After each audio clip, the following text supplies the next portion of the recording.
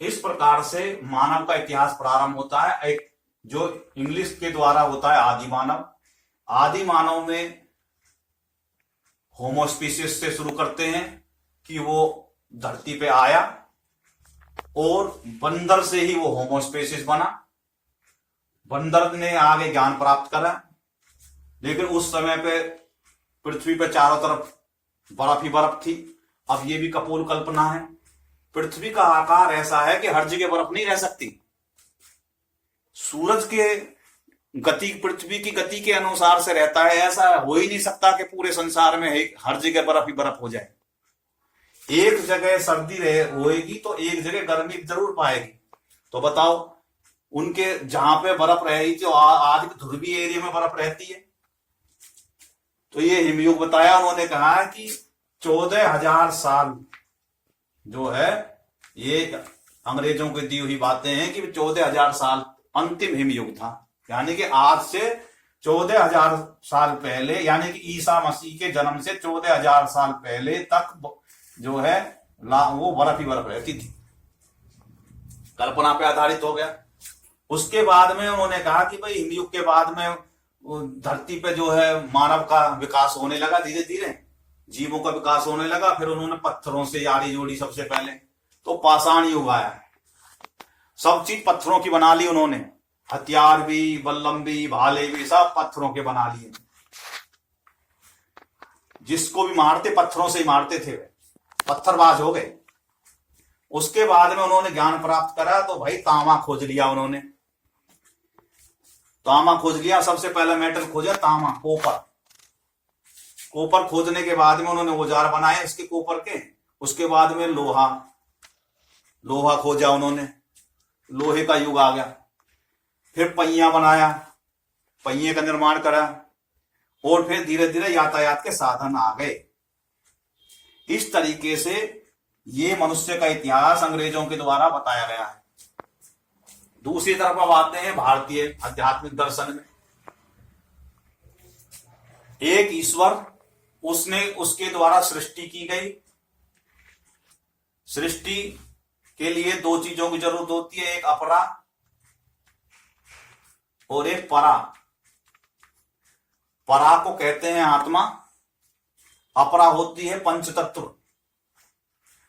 पंच तत्वों किसके संयोग से शरीर का निर्माण होता है। शरीर के निर्माण के बाद में उसमें तभी जान आती है जब उसमें आत्मा का प्रवेश होता है। ये सबके लिए है, चाहे कोई वो चींटी हो या मनुष्य हो। और एक बार जब नर और मादा का संयोग हुआ, उसके द्वारा, यानी कि एक बार शरीर जो भी जिस किसी का भी कहीं से भी वो आया जीव, और उसके बाद में उनके आगे सतत ऐसी प्रजनन चलता रहा। तो उसके बाद में ये यानी आत्मा और पंच तत्व, इनके द्वारा ही आगे जन्म से जन्म चलते गए। सब जीवों का यही हाल है। उसके बाद में 3 गुण होते हैं, सत्व, रजो और तमोगुण। सत्व गुण का प्रधान विष्णु मत माना गया, रजोगुण का ब्रह्मा और तमोगुण का शंकर रुद्र।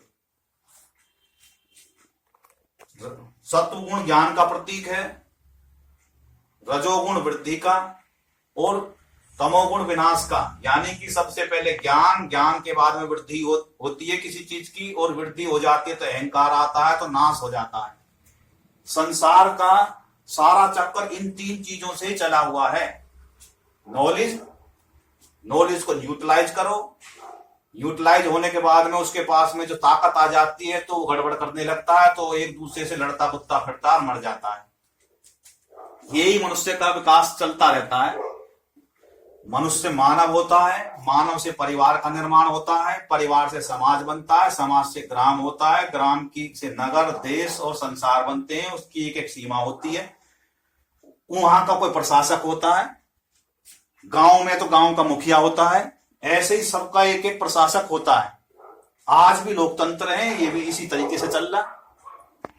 ऐसी पशु है, पशु का एक परिवार होता है, परिवार से उनका समाज बनता है, समाज की एक सीमा होती है। किसी भी जानवर की ले लो, कुत्ता है तो कुत्ते के भी 4-5 वो ऐसे वो एक एरिया रहता है, वो ऐसे ही शेर और जानवर होते हैं, सबके अपने एरिया होते हैं। ऐसी कीट है, कीट का एक परिवार होता है, उसका समाज है और समाज की अपनी एक सीमा है।